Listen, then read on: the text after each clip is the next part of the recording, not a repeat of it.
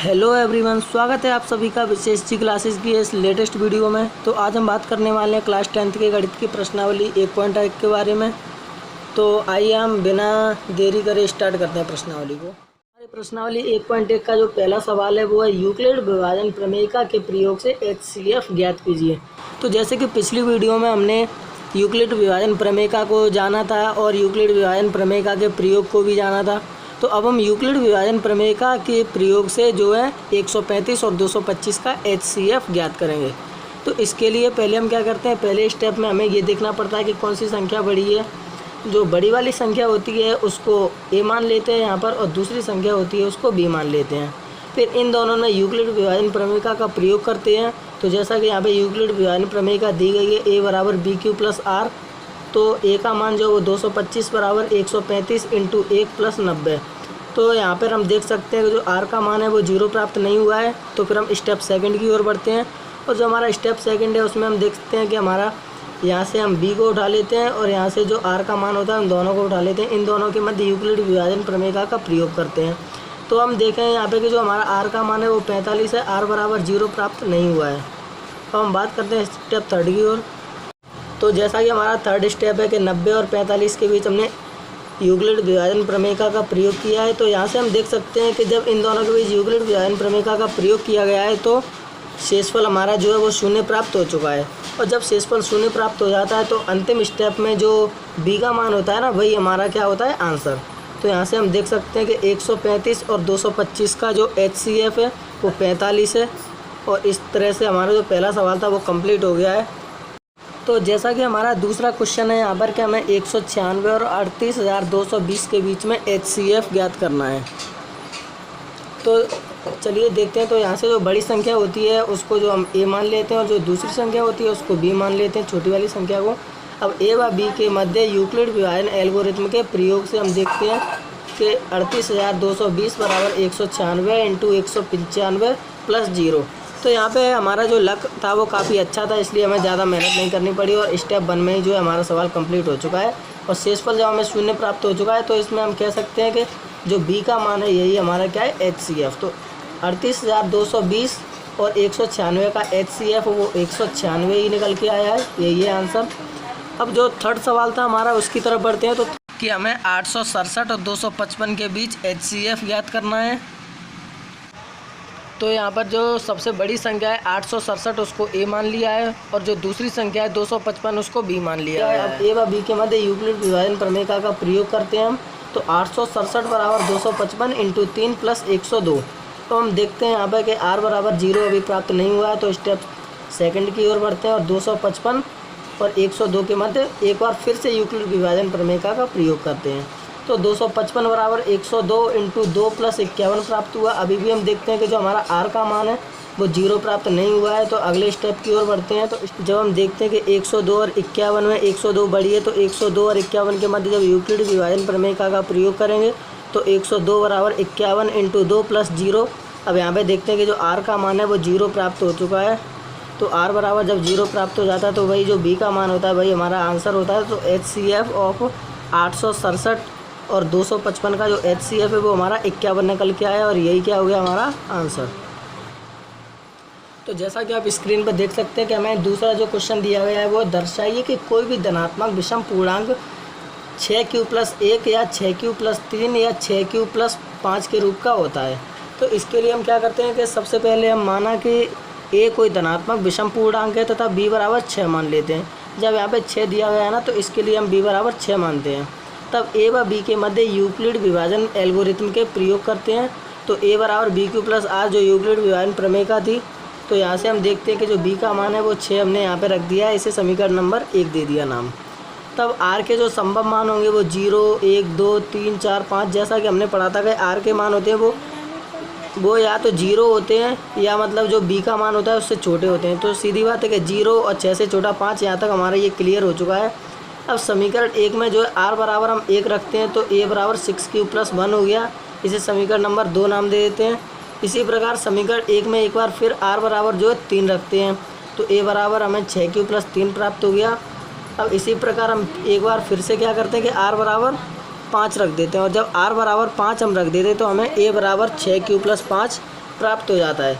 अब जब हमने समीकरण 2, समीकरण 3, समीकरण 4 के बारे में देखा तो इससे स्पष्ट होता है कि कोई भी धनात्मक विषम पूर्णांक 6q+1 या 6q+3 या 6q+5 के रूप का होता है, और हमने ये सिद्ध कर दिया। और लास्ट में हमें इति सिद्धं लिख देना है, और ये हमारा जो है क्वेश्चन था वो कंप्लीट हो चुका है। तो जैसा कि हमारा क्वेश्चन नंबर 3 है कि किसी परेड में 616 सदस्यों वाली एक सेना की टुकड़ी को 32 सदस्यों वाले एक आर्मी बैंड के पीछे मार्च करना है। दोनों समूहों को समान संख्या वाले स्तंभों में मार्च करना है। उन स्तंभों की अधिकतम संख्या क्या है जिसमें वे मार्च कर सकते हैं। अब उन स्तंभों की अधिकतम संख्या के बारे में पूछा गया है, तो हम यहाँ पर उन दोनों संख्याओं के मध्य HCF ज्ञात करेंगे। 616 और 32 के जो HCF होगा वही हमारा क्या होगा, आंसर होगा। तो आइए हम स्टार्ट करते हैं। तो देखिए जैसा कि यहाँ पे दिया गया है कि स्तंभों की अधिकतम संख्या बराबर क्या होगा, HCF ऑफ 616 और 32। तो A बराबर जो है बड़ी संख्या होती है ना 616, तो A बराबर हमने 616 मान लिया और B बराबर जो है 32 मान लिया।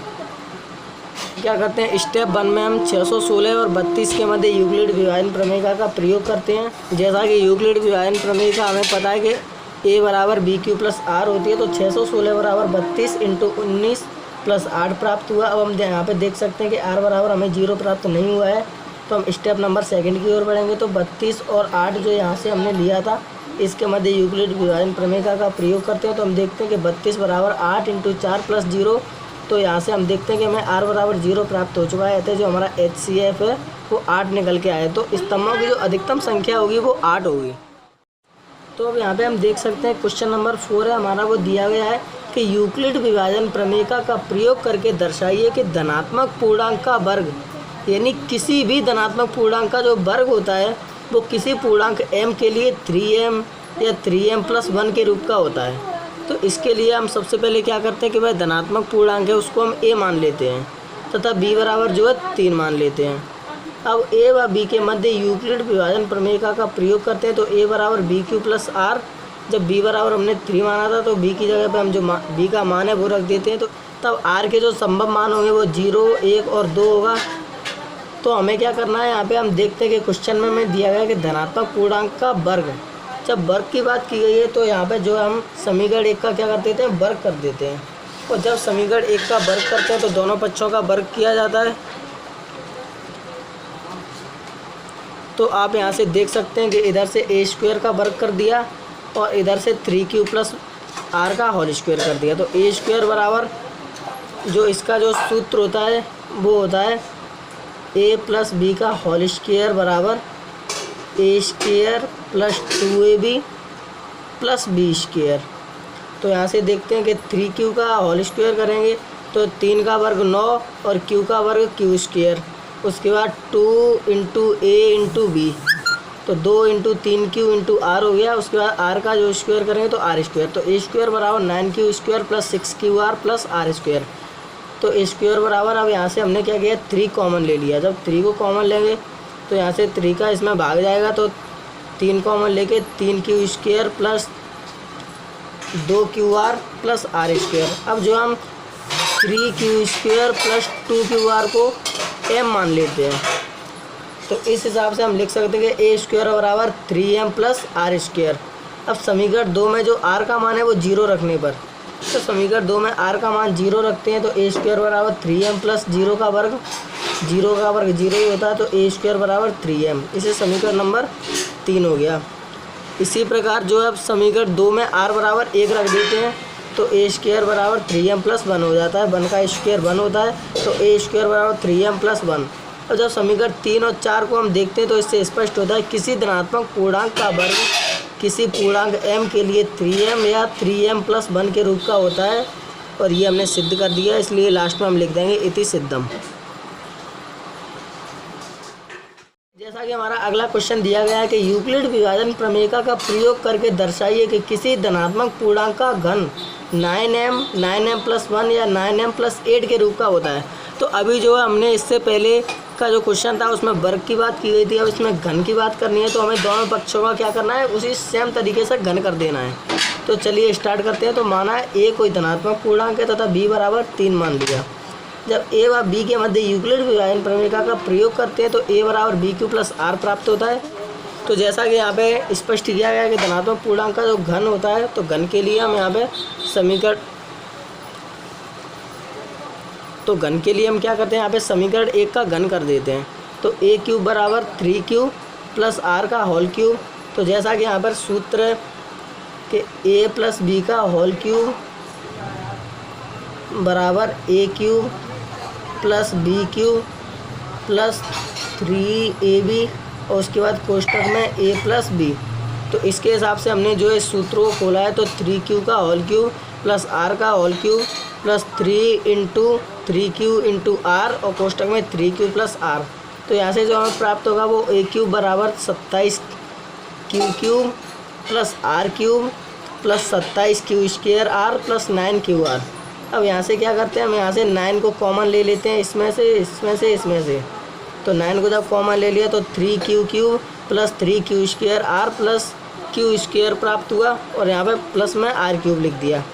अब 3q cube plus 3q square r plus q r square बराबर m रख देते हैं। जब इसे समीकरण 2 में हम इस पूरे की जगह पे जो m रख देंगे, तो यहाँ से हमें a क्यूब बराबर 9m प्लस r क्यूब प्राप्त होगा। इसे समीकरण नंबर 3 दे दिया हमने नाम। अब जब आगे बात करते हैं, तो समीकरण 3 में अब r के जो मान थे, r के संभव मान, उन्हें रखना स्टार्ट करते हैं। तो r के जो संभव मान थे, r बराबर 0 रखा सबसे पहले। तो जो r बराबर 0 रखने पर हमें a क्यूब बराबर 9m प्राप्त हुआ। इसे समीकरण नंबर 4 नाम दे दिया। इस प्रकार जो हम समीकरण 3 में r बराबर 1 रख देते हैं, तो a क्यूब बराबर 9m प्लस 1 का क्यूब, जब 1 का क्यूब करेंगे तो वो a क्यूब होगा। तो a क्यूब बराबर 9m प्लस 1 प्राप्त होता है। इसे समीकरण नंबर 5 नाम दे देते हैं। अब इसी प्रकार हम क्या करते हैं, समीकरण 3 में r बराबर 2 रख देते हैं। तो a क्यूब बराबर 9m प्लस 2 का घन, तो a क्यूब बराबर 9m प्लस 8 प्राप्त होता है। इसे समीकरण नंबर 6 नाम देते हैं। तो अतः यहाँ से हम देखते हैं कि समीकरण 4, समीकरण 5 और समीकरण 6 से स्पष्ट होता है कि किसी धनात्मक पूर्णांक का घन 9m प्लस 1 या 9m प्लस 8 के रूप का होता है। और यहाँ तक हमने जो इसे क्लियर कर दिया है यहाँ पर, और यहाँ पर हम लिख देंगे इति सिद्धम, और हमारा ये क्वेश्चन है वो कंप्लीट हो चुका है। आपको वीडियो कैसी लगी कमेंट में हमें ज़रूर बताएं, और अगर वीडियो पसंद आई हो तो वीडियो को लाइक करें, शेयर करें और चैनल को सब्सक्राइब करें। अगर वीडियो में किसी तरह का डाउट हो तो उसके लिए भी कमेंट में हमें बता सकते हैं, हम आपका डाउट जो है अगली वीडियो में क्लियर कर देंगे। और बस आज के लिए इतना ही, मिलते हैं अगली वीडियो में। धन्यवाद।